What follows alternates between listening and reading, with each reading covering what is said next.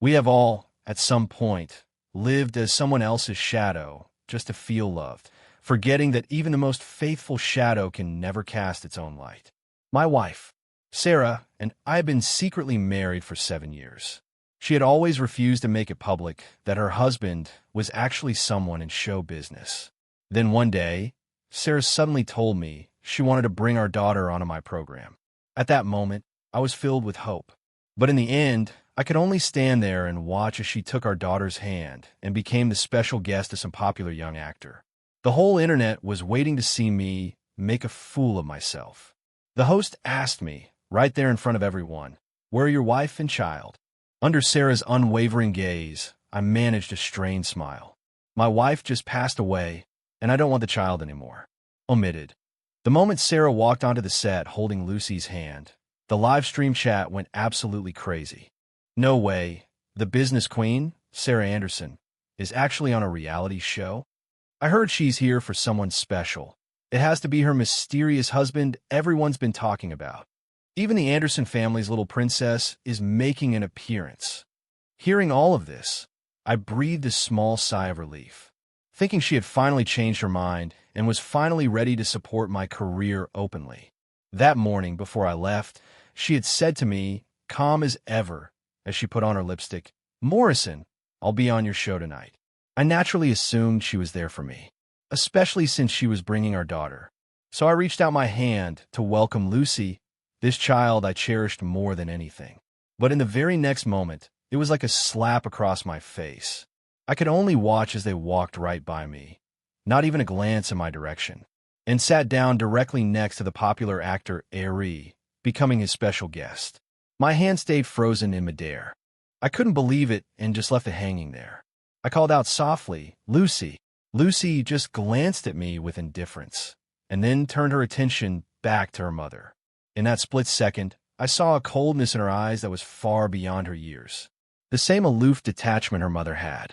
Meanwhile, the comments in the live stream started flooding in like a broken dam. Morrison, that guy who's always just a third-rate supporting actor, actually had the nerve to hint that he's Chairman Anderson's husband. I think Morrison has lost his mind trying to get famous. So satisfying, finally seeing Morrison Miller get publicly humiliated. Heiress is the real deal. Okay, who even knows who this Morrison Miller is? I frowned and looked over at Sarah. Did she have any idea that what she did tonight would throw me right into the line of fire for the whole world to laugh at? Omitted, just as the host was about to steer the conversation my way, the live broadcast suddenly cut out. A system glitch forced the show to pause for a few minutes. Sarah moved to a corner to take a work call. I followed her and asked, keeping my voice low, "You promised you'd be on my show, but you ended up sitting in Aries' section as his guest." After she ended the call, she said, her tone completely nonchalant, "Morrison, I said I would come on the show. I never said I'd be your guest. Aries' sister promised me a piece of land if I helped him get some buzz. You know how it is. I'm a businesswoman. Profit always comes first. Morrison, you're reading too much into it." She said it all so lightly, as if I were the one causing trouble. In that moment, I forced down the unease and hurt I felt, and asked her quietly, "Did you ever stop to think how this would make people see me? My wife and daughter went to be someone else's guests. How am I supposed to face, didn't those people see what was happening? The things people are saying online are so cruel. Serais fasté du nerf anglicane." As if she genuinely didn't see what I was so upset about.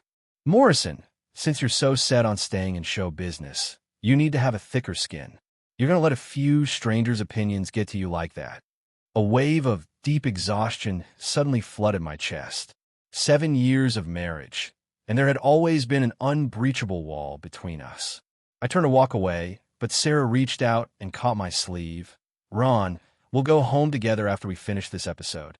She only used my full name, Morrison, when we were in conflict, as her way of making the biggest concession she could offer. But now I no longer needed that kind of charity. I pulled my arm away and walked straight back to the stage.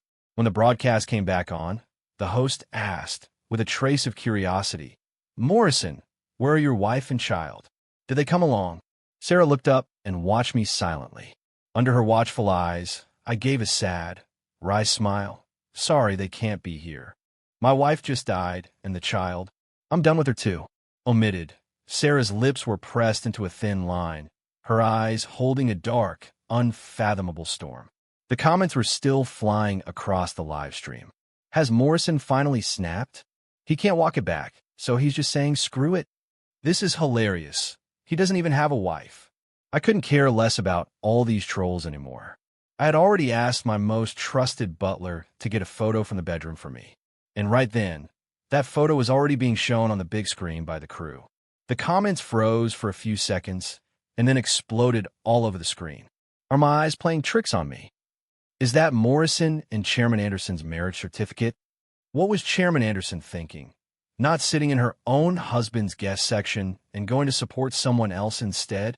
Is Ari out of his mind, inviting someone else's wife and child to be his guests? I'll admit it, I was way too harsh on Morrison before. Man, I was wrong. I'm on my knees apologizing. Everyone on set looked pretty uncomfortable. I was the only one who actually felt a little satisfied. I went on, my voice even, I'm getting a divorce. So as far as I'm concerned, my wife is already dead. As for the child, I'm not going to fight for custody. There's no point, so I'll just pretend I don't have one. I had originally planned to just walk off the show, since I'd get a share of the assets in the divorce. It would be enough to cover the breach of contract fees. After more than 20 years of holding everything in, for once, I just wanted to do exactly what I felt like doing and be completely selfish. Omitted, I had just gotten to the parking lot when my mother called. The second I picked up, she started screaming at me, not even giving me a chance to get a word in. She didn't let me speak at all. Are you insane? Saying you want a divorce on live TV? If you actually go through with this, what's going to happen to your father's company? Our family has been counting on the Anderson family's support for years. Don't you get it? Apologize to Sarah immediately, right this second.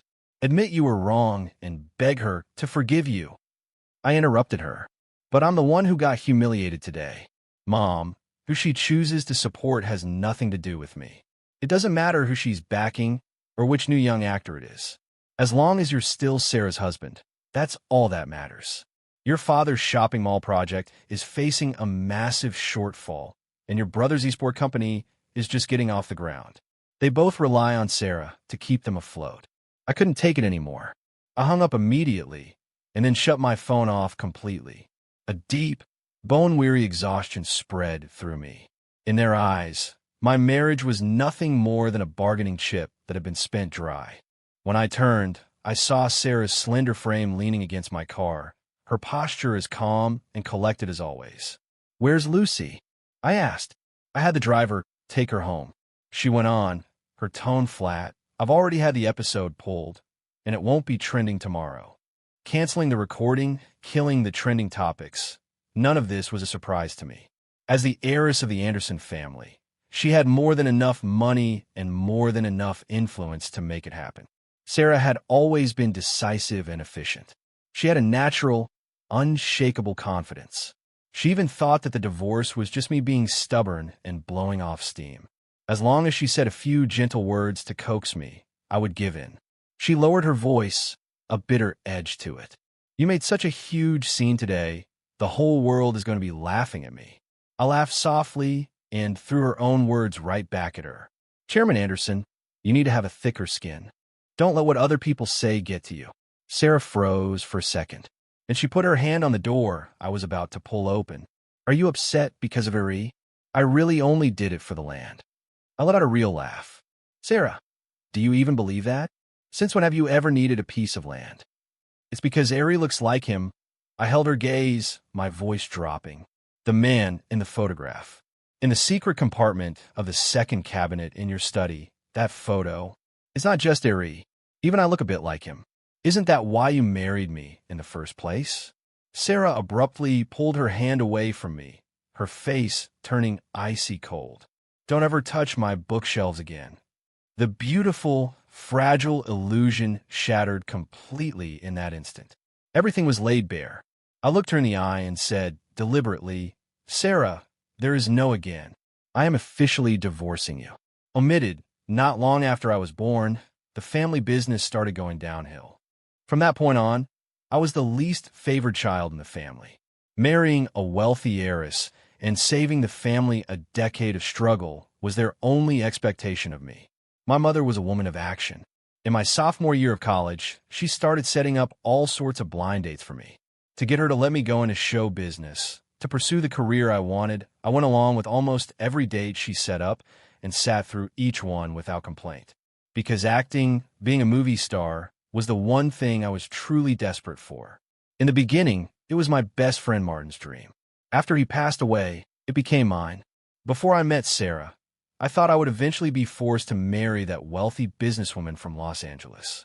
She was 20 years older than me, twice my size, old, but obscenely wealthy. Everyone in the family from top to bottom was thrilled with this prospect. Everyone except me. Then, 10 years ago, an unexpected blind date changed everything. A family as powerful as the Andersons. How could they possibly consider a marriage alliance with a family like ours? My father was skeptical, but my mother cut him off, her voice practically exploding with excitement. Who cares about that? Catching this big fish is all that matters. The day of the blind date, I felt like a puppet put on display, sitting across from Sarah. The first time I laid eyes on her, I had to admit, I was completely floored by her beauty and poise. I was so taken aback, and I couldn't help thinking to myself, a woman as dazzling as she was, why would she even need a blind date? Then, a cup of hot coffee that had just been brought over spilled onto the back of my hand. The new waiter kept apologizing frantically, but Sarah had already grabbed me and pulled me over to the sink. She held my hand carefully and pressed it under the cold water. This will help it stop hurting sooner. Maybe it was that moment of tenderness that made me suddenly feel marrying her might not be such a bad thing after all. Later, when the Anderson family came over to formally discuss the marriage, my mother was so excited, you'd have thought she'd won the lottery. And I didn't say a word against it. After all, Sarah, by any measure, was 100 times better than that rich woman from Los Angeles. 100 times more beautiful. Wasn't she? After we got married, Sarah treated me well enough. Apart from not supporting my acting, she was practically a perfect wife. In our downtime, she would hike up the highest mountain in Los Angeles with me to watch the sunrise, go with me to drink the most authentic local milk tea, walk hand in hand with me through every street and alley in Los Angeles. Just like any ordinary young couple, she once told me, smiling, that she had gone to college in Los Angeles, so she felt a special connection to that city. It wasn't until our 7th anniversary that I learned the real reason she loved that city was because there had once been a him there. Like in all those cliched stories about rich families, Sarah, in her youth, also had her first love torn away from her by her family. And he was already dead. That blind date was just a calculated decision Sarah made after taking control of the family empire and finally having the freedom to choose. Nothing more. Until one day, I accidentally found that old photo in her bookcase, and it all suddenly clicked into place. On the back, written in delicate handwriting, were the words, "My dearest Paul." On the front was a man whose features were about 70% similar to mine. That was when I finally understood that I had only ever been a stand-in. Every sunrise we watched, every cup of milk tea we drank, every street and alley we walked, they were all memories of her and him. Not the love I thought we shared. Omitted. The underground parking garage was so quiet you could almost hear a pin drop. A soft hissing sound sera-li à ta cigarette. And what about Lucy? You're not going to consider her. A laugh, a low, quiet sound. Did you forget? It was your mother who said I wasn't fit to raise a child, and that she shouldn't even have my last name. She's 6 years old now, and in all that time, the total time I've spent with her is less than 6 months. From the very beginning, it had been Sarah's mother who had a firm grip on Lucy's upbringing, just like she had molded Sarah, shaping her bit by bit into the image she wanted. You were the one who didn't want her in the first place, weren't you? Sarah looked down at me from her height, her voice barely above a whisper, but it cut like a fine needle straight into my heart. I had said it over and over. I had never not wanted Lucy. Back then, I was still battling depression. I was scared to go near her, because I was terrified I wouldn't be able to stop myself from hurting her. But none of that seemed to matter to Sarah. She always acted like she hadn't heard a word I said. I used to think she was just naturally cold, And as a woman who carried a massive business empire on her shoulders, it was reasonable for her to be a little distant. It wasn't until later that I realized the reason she was so indifferent to all the little things in life was simply because she didn't love me. Without love, none of it meant anything to her. Over the years, I had remembered every single birthday in that house. But other than Martin, no one had ever remembered mine. Too bad. Martin wasn't in this world anymore. Sarah tilted her head slightly. Why don't you take a month to cool off? We can talk again when you've had time to think. I cut her off. There's no point. I've already made my decision. Even now, she still thought I was just acting on impulse, being dramatic. Omitted. The day I packed up my things before I left the Anderson house, I made a special trip to pick Lucy up from school. She just stared at me for a long time, speechless. After a long moment of hesitation, she finally climbed into the car, dragging her feet. The moment she was settled in her seat, she frowned. Dad, please don't pick me up from school anymore. It's not a good look in front of my friends. Why? I asked, unable to stop myself. I can't exactly tell them that my dad is just some nobody actor. My hands tightened on the steering wheel without me even thinking about it. Who told you your dad is a nobody actor? In the rearview mirror, I saw her drop her gaze. Grandma and great-grandma said it. Mom doesn't like your job either. For the rest of the drive, we were both painfully quiet. When we pulled into the garage at the house, I turned to look at her. And what do you think? What's your take on it? Lucy's answer was calm, almost eerily mature for her age. She sounded like a little adult. Dad, you should find a different job. You're way too selfish. You never think about how we feel. I closed my eyes and took a long, slow breath. Lucy, has any one of you ever once thought about how I feel? From now on, you won't have to feel embarrassed anymore, because I'm never coming to get you from school again. It was the first time I'd ever spoken to her so coldly. Lucy stood frozen in place after she got out. She stared back at me, completely at a loss. I didn't spare her another glance. I hit the accelerator and sped off down the Andersons' driveway. In my rearview mirror, Lucy's small, lonely figure and the silhouette of Sarah on the second-floor balcony grew smaller and smaller, until they completely vanished from view. I glanced at the divorce papers on the passenger seat and let out a long, slow sigh.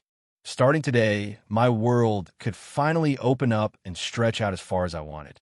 Omitted, Sarah had never imagined that Morrison would ever be the one to file for divorce, let alone do it on live television. My wife is already dead. That line almost made her laugh with disbelief. In her view, Morrison had always been gentle, soft-spoken, and without a sharp edge, except for that one stubborn dream of being an actor, which she found irritating. He was almost the perfect, compliant husband. When she first agreed to marry him, besides that vaguely familiar face, the main reason was that he seemed so easygoing, unlikely to make waves. She knew perfectly well how overbearing her mother could be, and she didn't want any petty domestic drama getting in the way of her business ambitions. After they got married, she quickly realized she had been right about him. Morrison was remarkably patient. He never argued with her mother and never pushed back. He only took jobs that shot locally, and no matter how late the shoot went, he always came back to the Anderson mansion. Every single morning, when she woke up, there was always a faint, lingering scent of citrus in the air, the smell of his favorite body wash. She would roll over and bury her face in his neck, mumbling, "Do you really love oranges that much?" He would nod and smile, "Yeah, I do." Martin loved them too. She had no idea who Martin was, but she'd heard him mention that name many times before.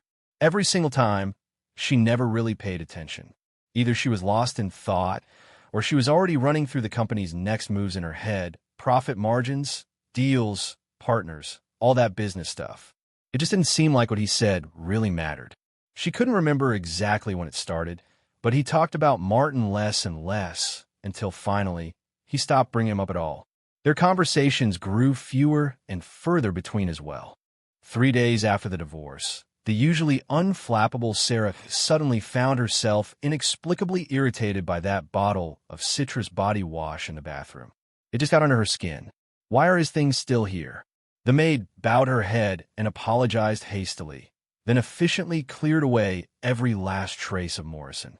She cleared it all out. The citrus body wash, the lavender sheets, the little knickknacks on his desk.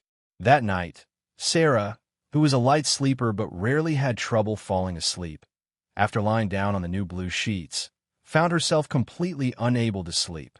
The unfamiliar smell in the room made her feel utterly uneasy. Early the next morning, she already had faint dark circles under her eyes. She paused for a moment, thinking, then called the maid over. "Bring Mr. Miller's things back." The maid looked taken aback. "Chairman Anderson, his things have already been thrown out. We can't get them back." Sarah felt like a bitter pill was lodged in her throat, bitter and impossible to swallow. She couldn't find the words. Omitted, maybe when something good finally happens, it gives you a whole new sense of drive. Divorce, maybe that counts as a good thing too. I got an audition invitation for a big-budget historical drama. The assistant director laid it all out for me over the phone. "If you land this role, you'll be shooting at 3 different locations, 2 of which are deep in the mountains, and the conditions are going to be rough. But if the final product is good, there's a strong chance it could compete for awards." The second I heard award, I didn't even think twice about the rest. No problem, I'm in. Now, nothing was going to stand in the way of my dream anymore.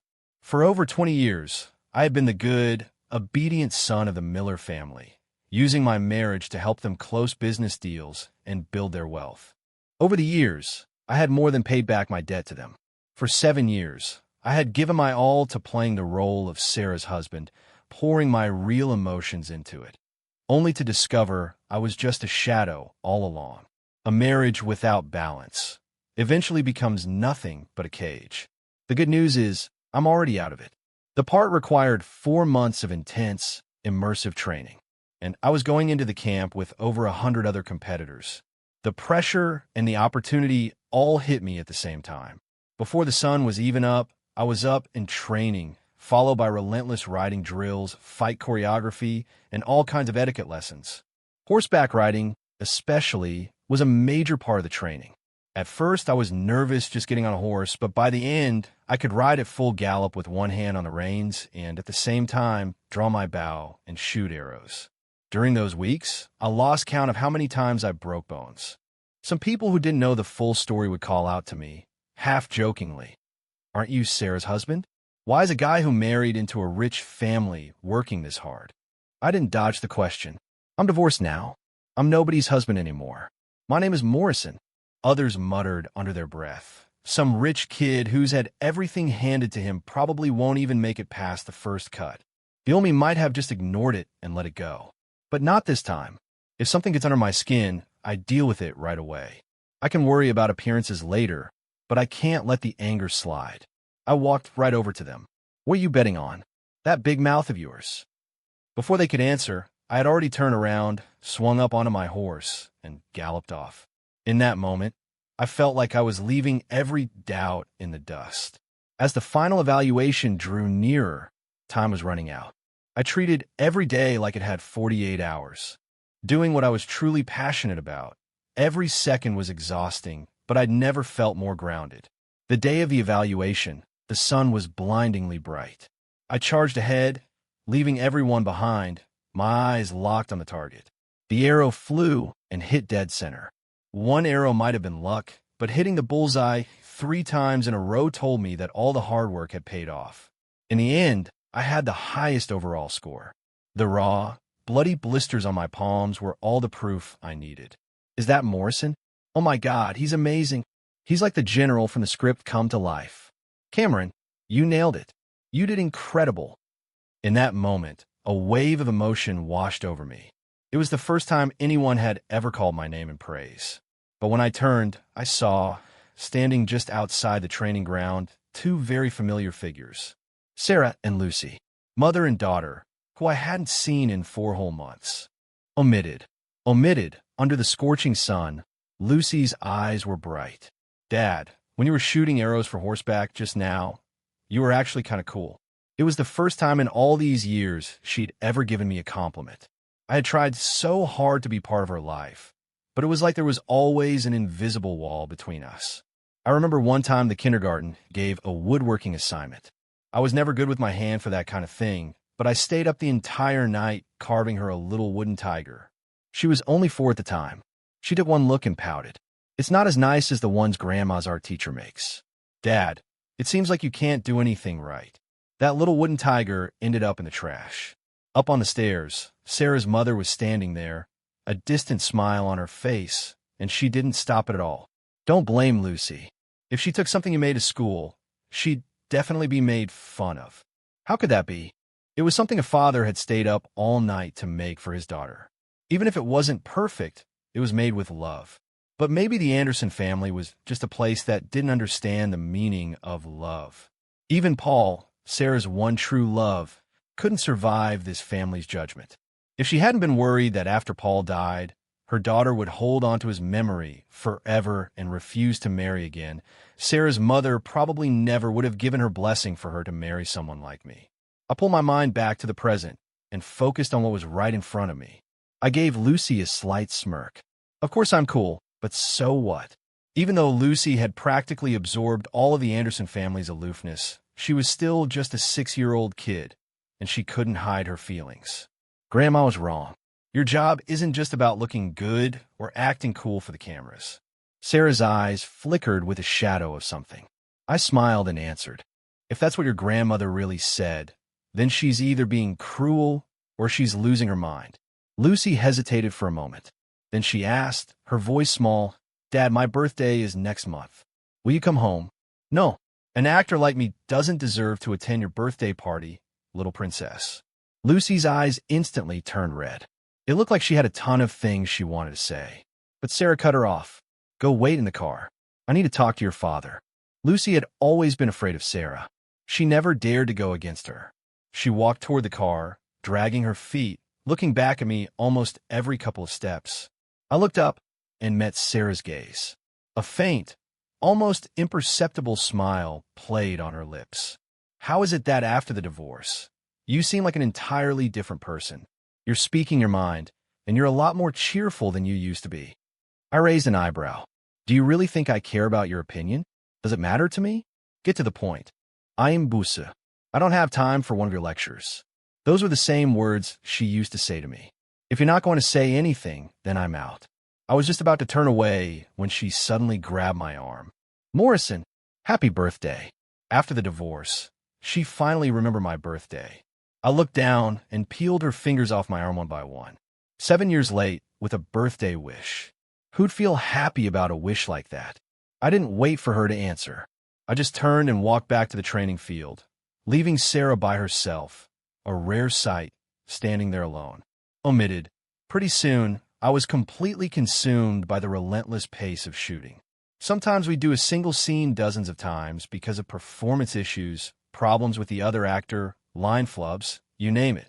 We just keep going over it again and again. Even when I was exhausted, it was still less exhausting than having to look at Sarah's face every day. Almost every day, on the way back to my dorm, I'd see her car parked somewhere inconspicuous. She always had something with her. Sometimes it was soup she had cooked herself. Sometimes it were pastries from a Michelin-starred chef.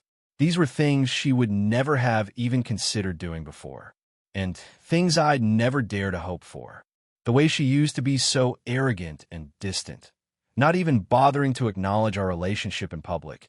But now, she didn't seem to care in the slightest if anyone noticed anything between us. At first, the other actors and staff looked at me with clear envy. Morrison, is your ex-wife really Chairman Anderson? She's even more beautiful in person. Is she trying to get back with you? Are you two patching things up? That woman is something else.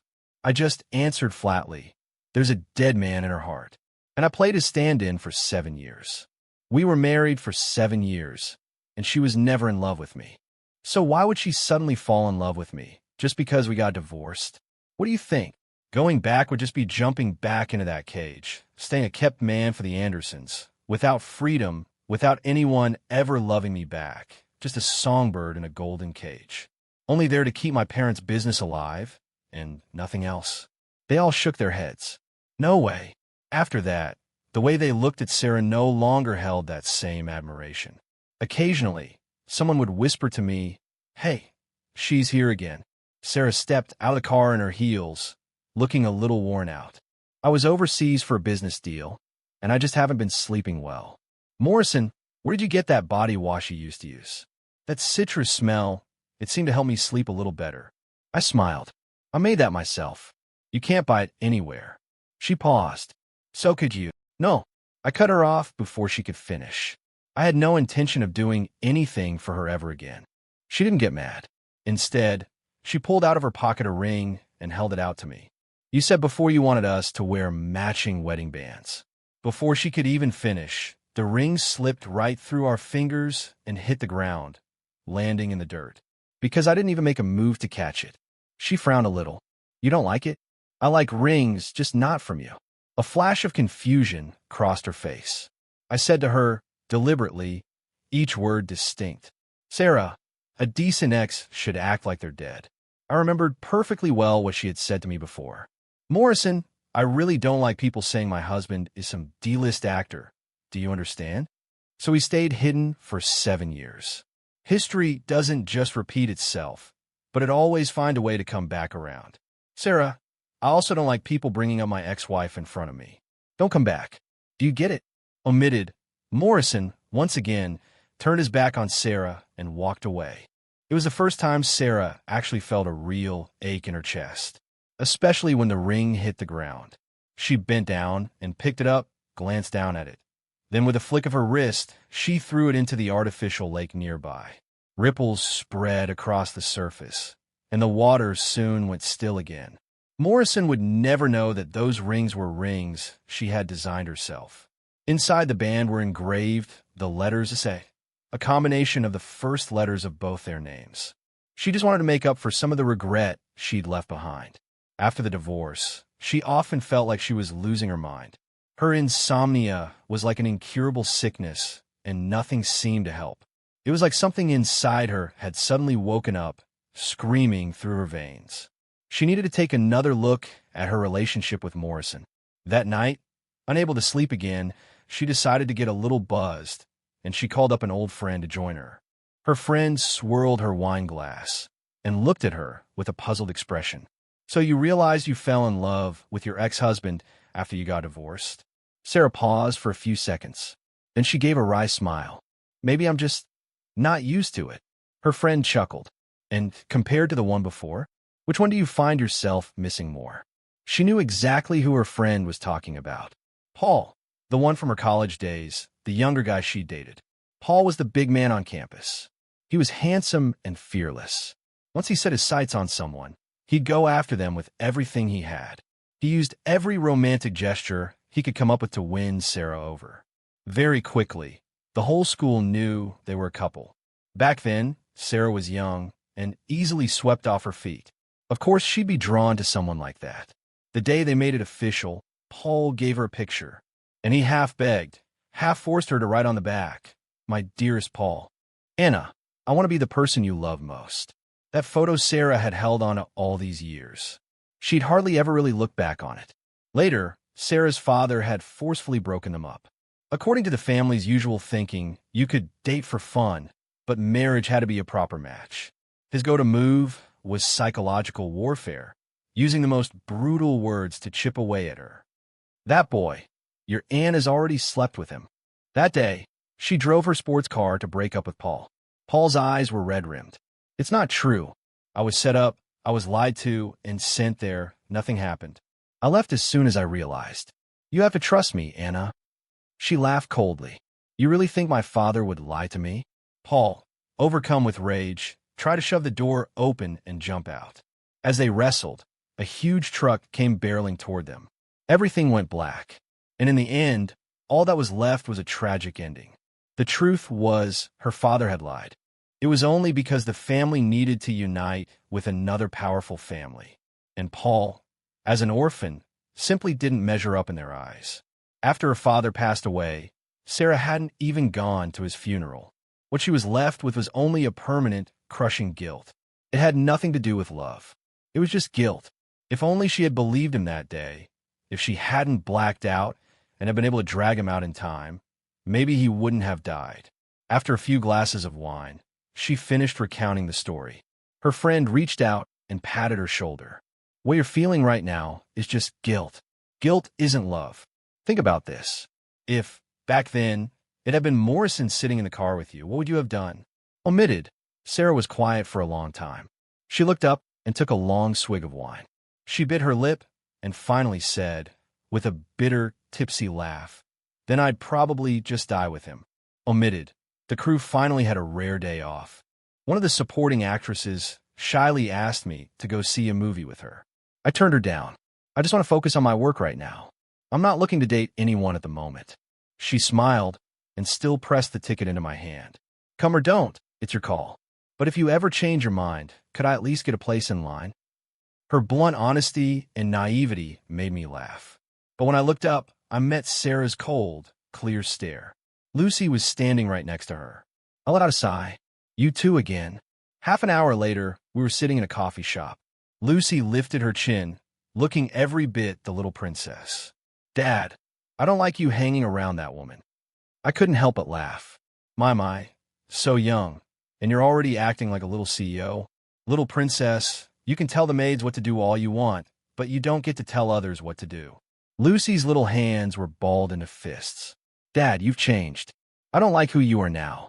You're so distant with me and Mom. I took a sip of my coffee. Oh, really? Well, I really like who I am now. Flustered and angry, she accidentally knocked over her glass of juice. The orange juice spilled all over her white dress. Ned, go to the bathroom and get yourself cleaned up. Once Lucy was gone, I dropped all pretense. I frowned at Sarah. I told you before not to come find me anymore. She ignored what I said. Is she pursuing you? I let out a wry laugh. Sarah, we're already divorced. Who I spend time with and what I do is none of your business. Morrison, can't we go back to how we were? Lucy wants you to come home. She's only 7. She can't be without her dad. Can't you just, for her, soften up just once? Whatever you didn't like about me before, I can change. I could tell that this was Sarah's most genuine attempt to win me back. A woman who'd been on a pedestal her entire life had probably never begged anyone like this before. Sarah, we're done. There's no going back. Whatever leftover feelings you still have, they have nothing to do with me. Omitted. After being rejected over and over, Sarah felt like she was losing her grip more and more. Even so, she still didn't want to give up. In her mind, Morrison had always been gentle and patient. She figured if she just kept at it, he'd eventually soften up. For so long, her guilt over Paul had stopped her from giving her heart to another man. But 10 years had gone by, and it was time to move on. One day, she finally burned Paul's picture. But then Aries showed up at her door. Chairman Anderson, for the sake of my cousin, could you do me one last favor? Aries was Paul's younger cousin.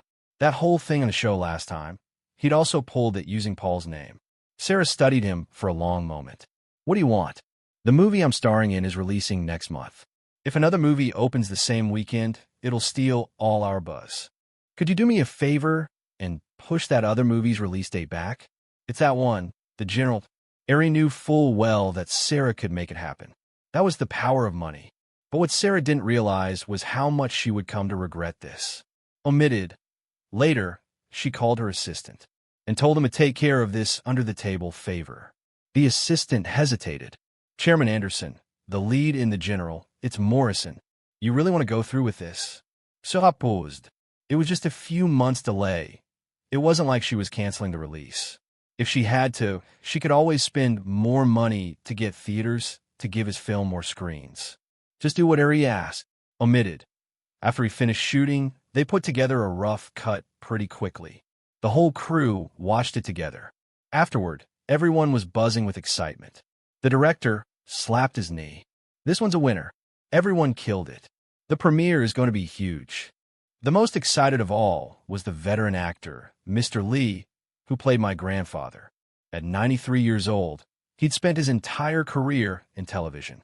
This was his first film, and it would be his last. If I could just make it to the premiere before I go, I could die a happy man. I smiled and tried to reassure him. It'll be soon, just 2 more months, and we'll be in theaters. But life is unpredictable. Then the film suddenly got a notice that it needed changes, and the release was postponed indefinitely. The excitement we just felt was instantly clouded over. At Mr. Lee's age, sudden health scares were already a regular thing. He lay in his hospital bed, tears welling in his eyes. If I could just make it to the premiere before I die, that would be enough. But at that moment, all the comforting words I wanted to say got lodged in my throat. I couldn't get a single word out. The day he left us, the movie still hadn't come out. I sat on a bench outside the funeral home for a long, long time, staring up at the gray, overcast sky. And suddenly, Martin's face flashed through my mind. Years ago, when my best friend Martin was in the final stages of his sickness, he had lost almost all his hair. His parents and I were still trying to hide just how bad it really was. He raised his arm, so thin it was just skin and bone, and joked, "Movie stars are all supposed to be good-looking. I'm so ugly now. Does that mean I've lost my shot at being a star?" I really wanted to light a cigarette, but I forced myself not to. "You're going to be okay. You win awards someday. Be a huge star. And when that day comes, I'll be right there in the audience, clapping for you." But Martin was set on having a smoke. "After I'm gone, promise me you won't go hanging around the rooftop anymore, okay? As long as you're still breathing, there's always hope. Just because your family is a mess, you can't write off the entire world.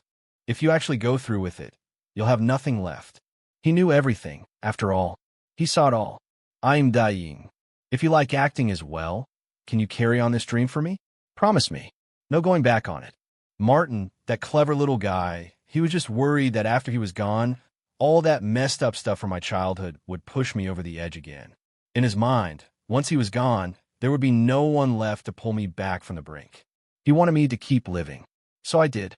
From that point on, his dream became mine too. But the regret he carried with him, wasn't it just like Mr. Lee's? A promise made when we were kids. I couldn't do anything to stop Martin from dying. And now, I was equally helpless to make Mr. Lee's last wish come true.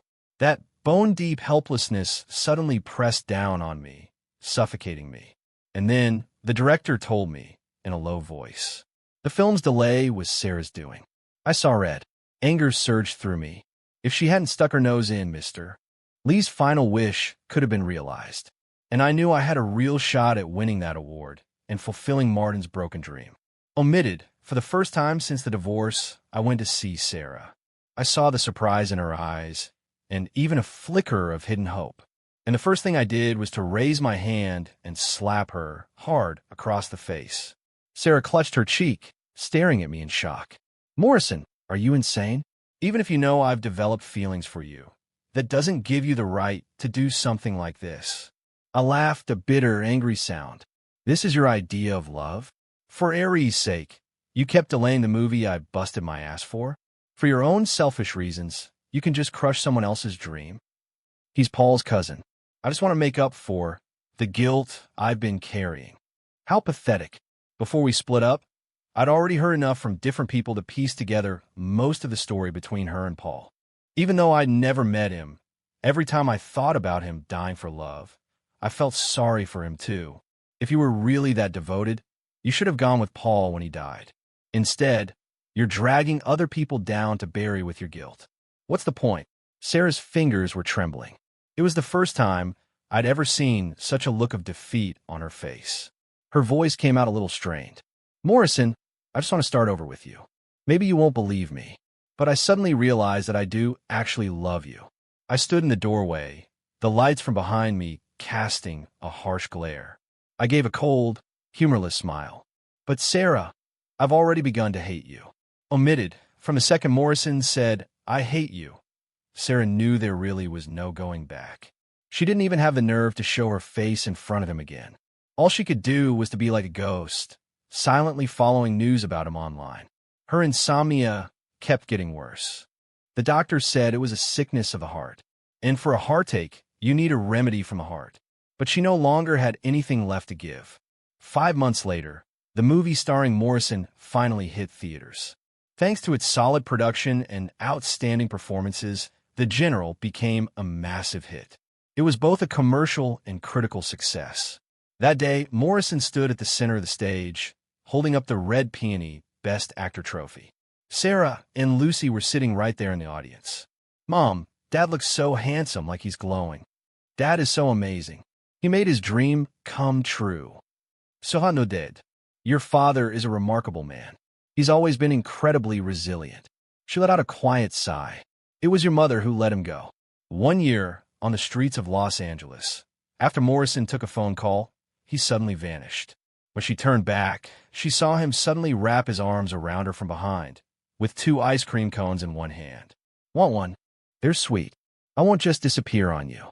From now on, I'll always hold on to you. And now, looking back, the stage lights were bright. Morrison stood bathed in their glow. But between them, there was now an unbridgeable gap.